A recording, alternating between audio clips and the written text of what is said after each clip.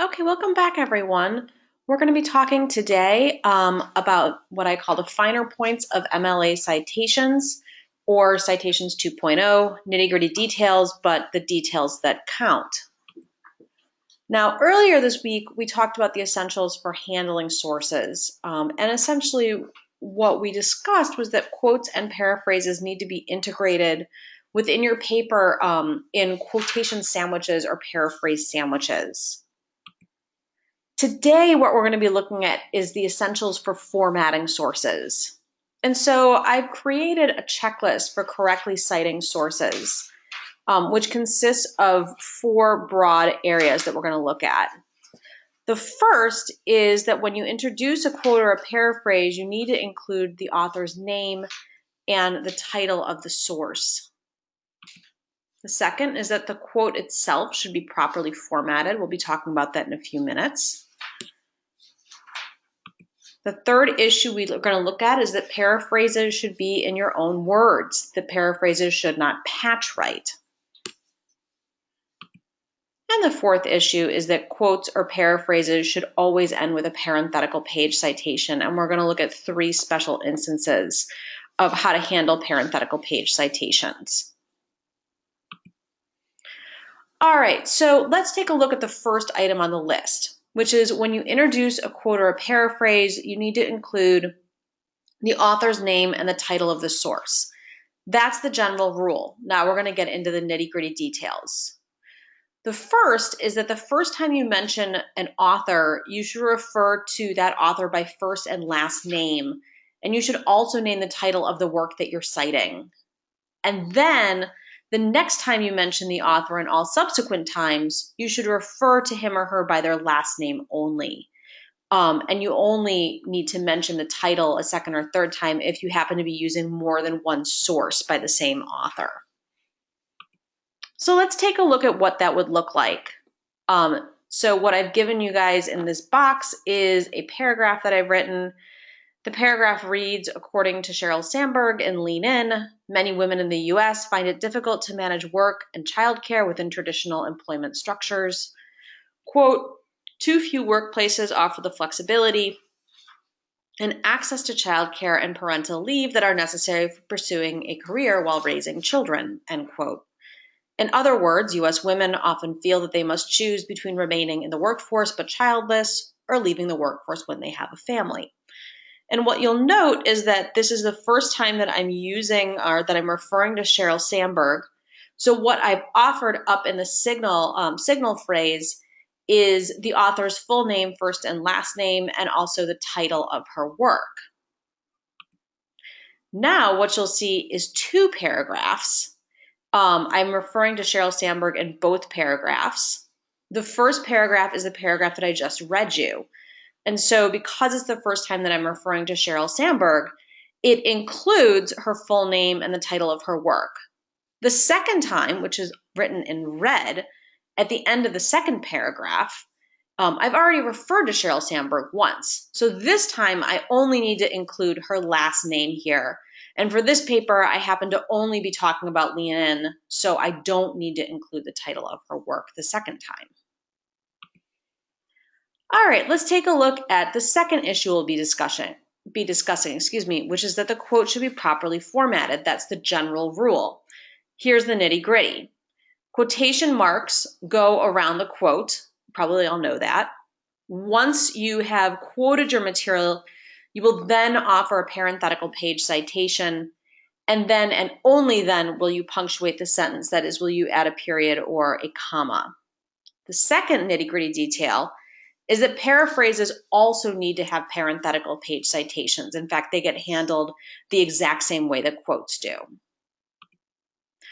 So again, I'm going to give you an example. This is the same, the same paragraph that I had referred to earlier. But whereas a couple of slides ago, we talked about that signal phrase, right now we're going to talk a little bit about the quotation, which is written in red. Too few workplaces offer the flexibility and access to childcare and parental leave that are necessary for pursuing a career while raising children. And there's a few things that you'll notice. They're written on the right-hand side of the page. First is that the quotation marks go around the quote and the quote only. You should not be putting the parenthetical page citation within the quote. It's not a part of it. The second then is that after the quotation, you're going to offer a parenthetical citation, and then after that, you're going to offer the period. So what you don't want to do is include the period inside the quote, and then after that, include the parenthetical page citation. It should go quote, parenthetical page citation, period. And the third thing you might notice is that I only included a number inside the parenthetical citation. And that's because in MLA style, you don't need to use any kind of abbreviation for the word page. No need to include P period or PG period next to the page number. Just the number's fine. And then finally, just to reiterate, the punctuation goes after the parenthetical citation, not before. All right, let's move on to the third item, which is that the paraphrase, if you're going to paraphrase, should be written in your own words. It shouldn't patch write.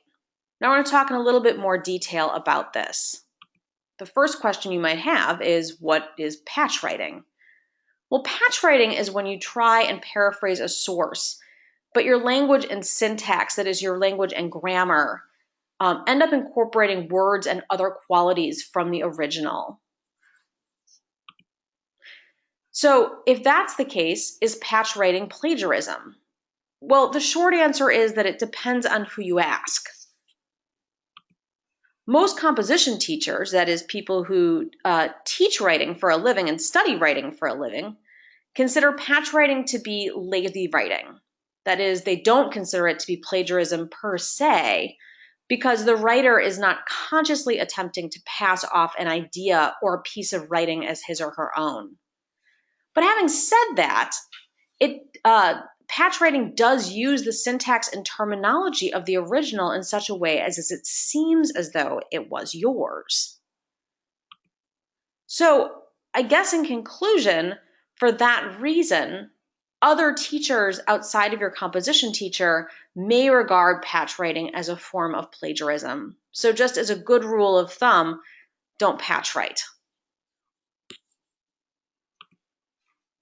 All right, so what does patch writing look like? Well, I'm going to give you an example. And first things first, I want to show you the original quote that I'm going to be trying to paraphrase.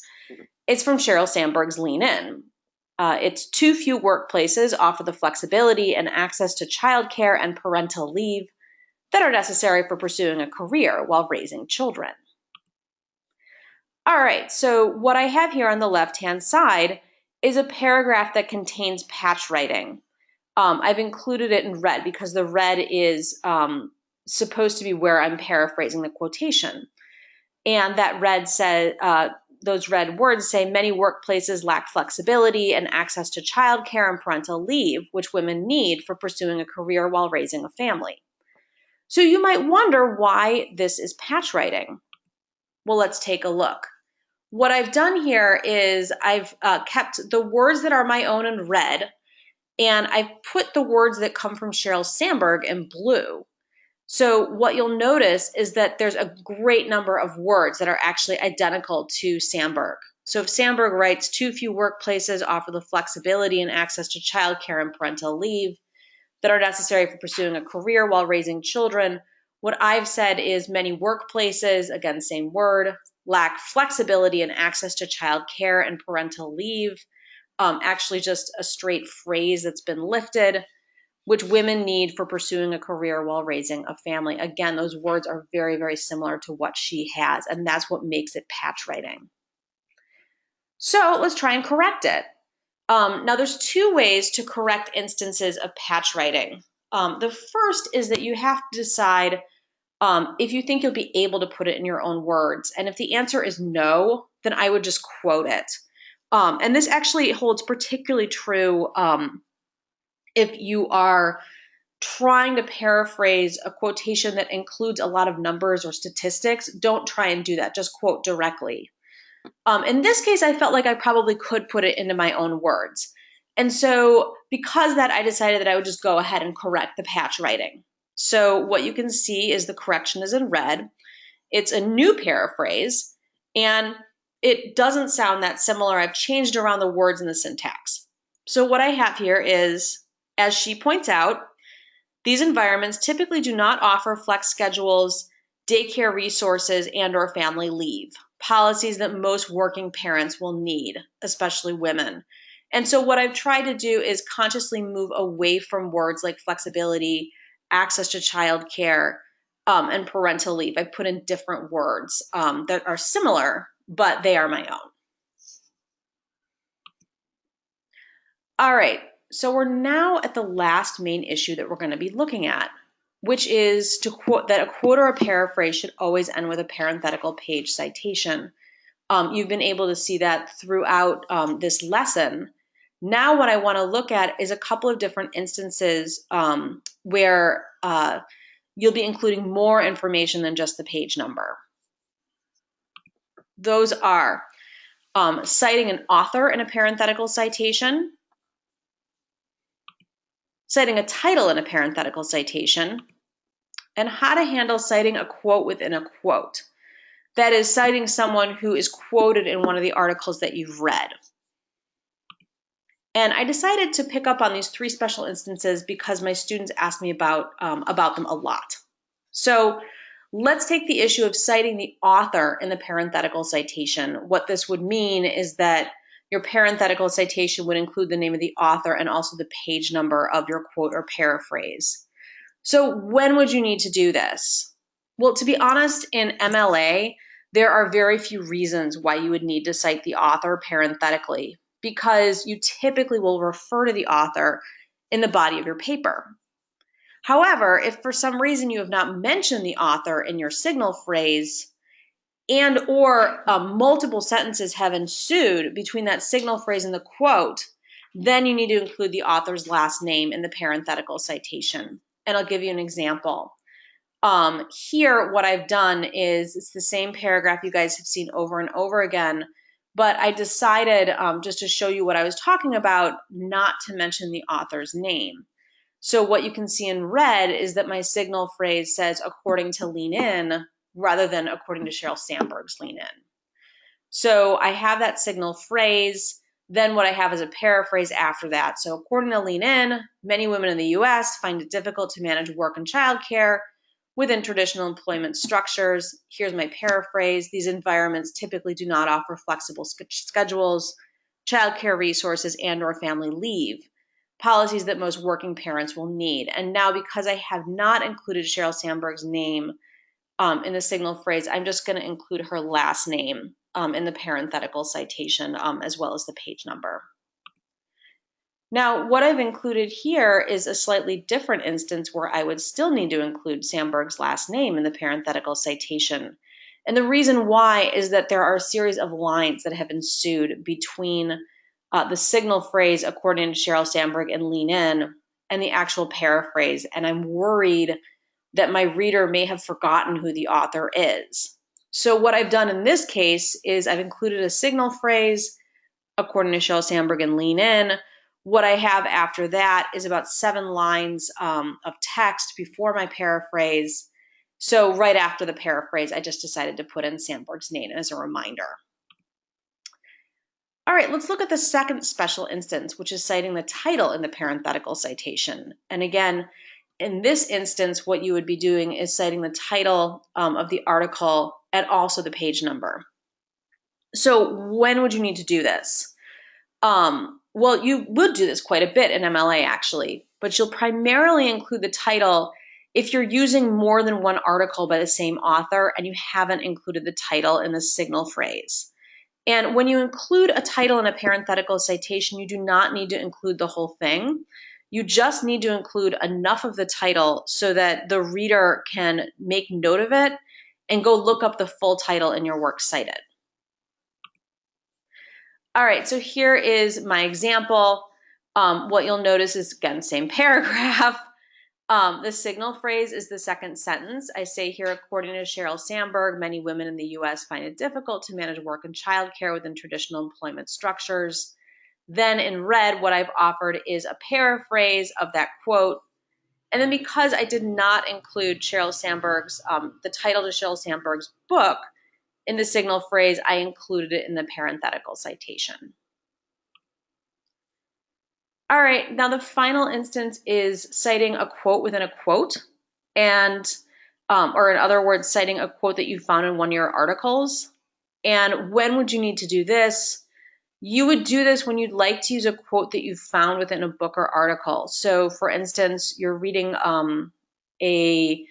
let's say you're reading an article. Let's say you're reading an article about the Syrian refugee crisis, like the article by Peter Beinart. You really want to include a quotation from Barack Obama or from Paul Ryan, and you're not quite sure how to handle it. Well, this is how you would handle it. Okay, so again, we have the same paragraph that that you've been looking at ad nauseum for the last few minutes, and this is a paragraph from Sheryl Sandberg's Lean In.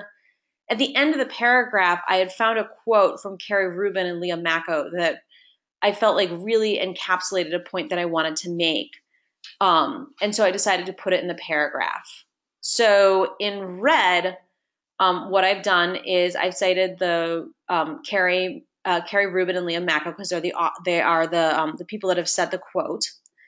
And I include a signal phrase. I say, as Carrie Rubin and Leah Macko explain, quote, while the empowerment part of the equation has been loudly celebrated, there has been very little honest discussion among women of our age about the real barriers and flaws that still exist in the system. Now, because this quote came from Sheryl Sandberg, what I put in parentheses is QTD period in Sandberg 6. And what that stands for is quoted in Sandberg page 6. Similarly, I'm going to give you another example now. In this example, again, I'm including the quote from Rubin and Macko, but I decided not to name them for some reason in the last few lines. So instead of saying Rubin and Macko in the body of my paragraph, I've just said, as feminists explain, quote, while the empowerment part of the equation has been loudly celebrated, there has been very little honest discussion among women of our age about the real barriers and flaws that still exist in the system. And here, because I have not named Rubin and Macko in the body of my paragraph, I'm going to do it in the parenthetical citation. So it'll read Rubin and Macko QTD in Sandberg 6. Again, Rubin and Macko quoted in Sandberg 6. All right, so this is all to say that when you go through your paper, you can use this checklist for making sure that your sources have been correctly formatted. And this checklist includes the first issue. You would ask yourself, have you introduced a quote or a paraphrase with a signal phrase? If the answer is yes, then you're going to need to check that the first time that you mention an author, that you refer to him or her by first and last name, and that you name the title of the work that you're citing, but that the next and all subsequent times that you mention the source, you only refer to the author by last name. And then you only mention the title if you're using more than one source by the same author. The second question you'd ask yourself is, have you properly formatted your quotes? And there's 3 issues to keep in mind. Quotation marks go around the quote. Right after the quote, you're going to put the parenthetical page citation. And it's just going to include the page number. There's no need to add in any kind of abbreviation for the word page, like PP period or P period or PG. And then after the parenthetical page citation, you will then punctuate the sentence, not before. The third issue is your paraphrase in your own words, or does it patch write? And again, if you find that your paraphrasing is actually patch writing, you need to make a decision. The first decision is, do you want to quote the original text? If the answer is yes, then quote it.